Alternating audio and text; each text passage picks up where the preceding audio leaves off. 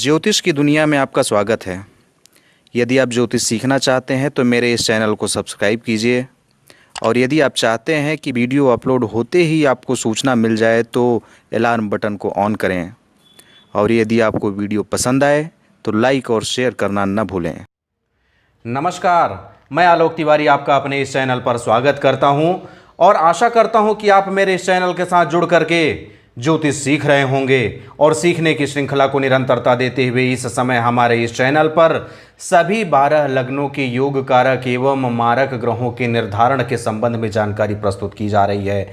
और इसी कड़ी को आगे बढ़ाते हुए आज हम कर्क लग्न में योग कारक और मारक ग्रहों का निर्धारण करेंगे। इसके लिए हमें 3 सारणियों की आवश्यकता होगी जिनके माध्यम से हम योग कारक और मारक ग्रहों को अलग अलग करने में सफल हो पाएंगे। तो आइए देखते हैं वे 3 सारणियां कौन कौन सी हैं।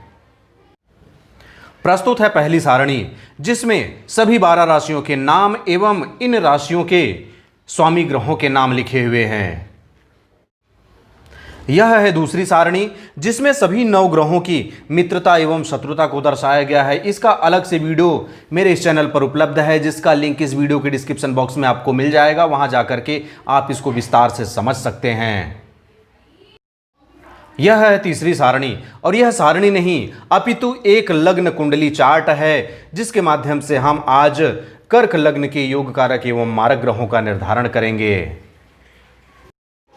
इन सारणियों के अतिरिक्त हमें एक और सारणी की आवश्यकता होगी, जिसमें हम योग कारक और मारक ग्रहों को पृथक पृथक लिखेंगे।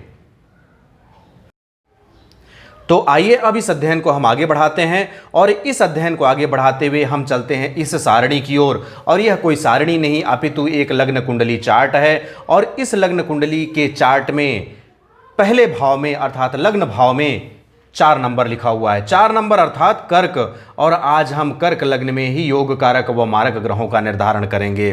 तो इस निर्धारण को हम शुरू करते हैं लग्न भाव से। लग्न भाव में लिखा हुआ है 4 अर्थात कर्क। कर्क के स्वामी है चंद्र। चूंकि चंद्रमा लग्नेश हैं, इसलिए कभी भी ये मारक की भूमिका में नहीं होंगे, कभी भी अशुभ नहीं होंगे।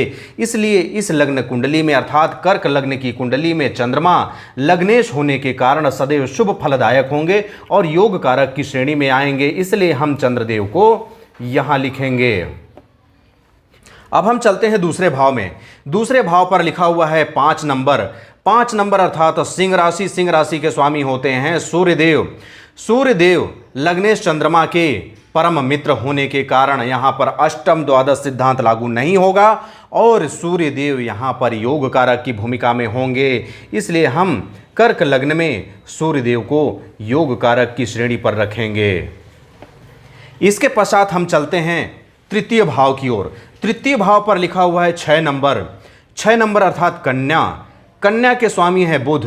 अब आपको ज्ञात है कि बुध के स्वामित्व में 2 राशियां हैं, तो सबसे पहले हम तलाशते हैं, एक तो यहां पर और एक यहां पर। एक 6 नंबर, एक 3 नंबर, कन्या और मिथुन। हम देख रहे हैं 6 नंबर यहां पर, 3 नंबर यहां पर। एक समभाव है, एक त्रिक भाव है। त्रिक भाव का प्रभाव समभाव की अपेक्षा अधिक होने के कारण यहां पर बुध देव मारक की श्रेणी पर होंगे, और बुध को कर्क लग्न की कुंडली पर हम मारक की श्रेणी पर रखेंगे, अर्थात मारक वाले सूची पर लिखेंगे। इसके पश्चात हम चलते हैं चतुर्थ भाव की ओर। चतुर्थ भाव पर लिखा हुआ है 7। अब यहां पर देखिए 7 तुला, उसके स्वामी शुक्र। शुक्र के स्वामित्व में भी 2 राशियां हैं, एक यहां पर एक यहां पर। वृष और तुला 2 नंबर और 7 नंबर। 7 नंबर यहां पर देख लिए, 2 नंबर यहां पर देख लिए। एक केंद्र का भाव है जो कि अत्यंत शुभ भाव है, एक समभाव है। इसलिए शुक्र यहां पर योग कारक होंगे, अतः कर्क लग्न की कुंडली पर शुक्र योग कारक की श्रेणी पर होंगे।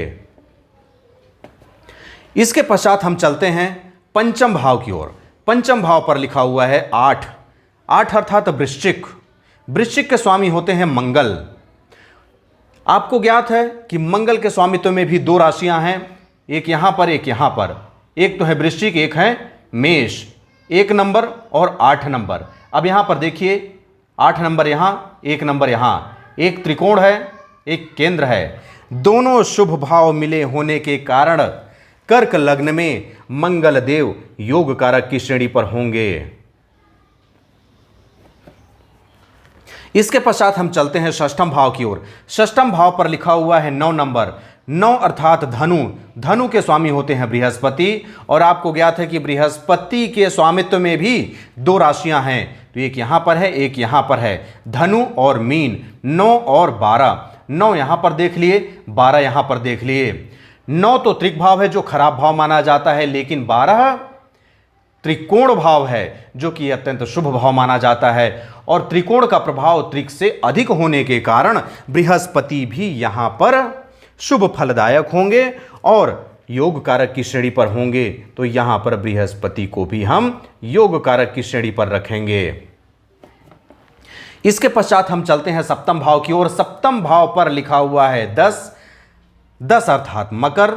मकर के स्वामी होते हैं शनि महाराज, और शनि के स्वामित्व में भी 2 राशियां हैं, यहां और यहां, मकर और कुंभ। 10 और 11, 10 और 11, एक है त्रिक भाव, एक है केंद्र भाव। यहां पर आप देखें तो योग कारक की तरह दिखेंगे, लेकिन यहां पर अष्टम द्वादश सिद्धांत लागू होता है, और लग्नेश के शत्रु होने के वजह से सप्तमेश होने के कारण शनिदेव यहां पर अशुभ हो जाएंगे, मारक हो जाएंगे।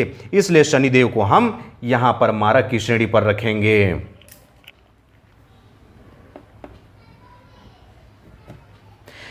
इसके पश्चात चलते हैं अष्टम भाव पर। अष्टम भाव पर 11 लिखा हुआ है, यहां पर हम शनि महाराज के साथ अध्ययन कर चुके हैं। नवम भाव पर 12 लिखा हुआ है, यहां पर हम 9 के साथ अध्ययन कर चुके हैं, और बृहस्पति यहां पर योग कारक हैं। दसम भाव पर 1 लिखा हुआ है, 1 हम 8 के साथ अर्थात मंगल देव का अध्ययन कर चुके हैं, और मंगल देव यहां पर योग कारक हैं, शुभ फलदायक हैं। इसके पश्चात चलते हैं एकादश भाव की ओर। एकादश भाव पर लिखा हुआ है 2 को हम 7 के साथ अध्ययन कर चुके हैं। अब हम चलते हैं अंतिम एवं द्वादश भाव की ओर। द्वादश भाव पर लिखा हुआ है 3 नंबर, और 3 नंबर के स्वामी होते हैं बुधदेव, और बुधदेव का अध्ययन हम यहां पर कन्या राशि अर्थात 6 नंबर के साथ कर चुके हैं, और बुधदेव इस कुंडली के लिए मारक की भूमिका में हैं। इसके पश्चात राहु और केतु को किसी भी राशि का स्वामित्व प्रदान नहीं किया गया है, इसलिए वे अपनी उपस्थिति के अनुसार पर योग कारक व मारक की भूमिका में आते हैं। यदि वे मित्र राशि में, उच्च राशि में, मूल त्रिकोण राशि में बैठ गए तो वे शुभ फलदायक होंगे, योग कारक होंगे। लेकिन वे यदि शत्रु राशि में, नीच राशि में या त्रिक भाव में बैठे तो वे मारक की भूमिका में हो जाएंगे।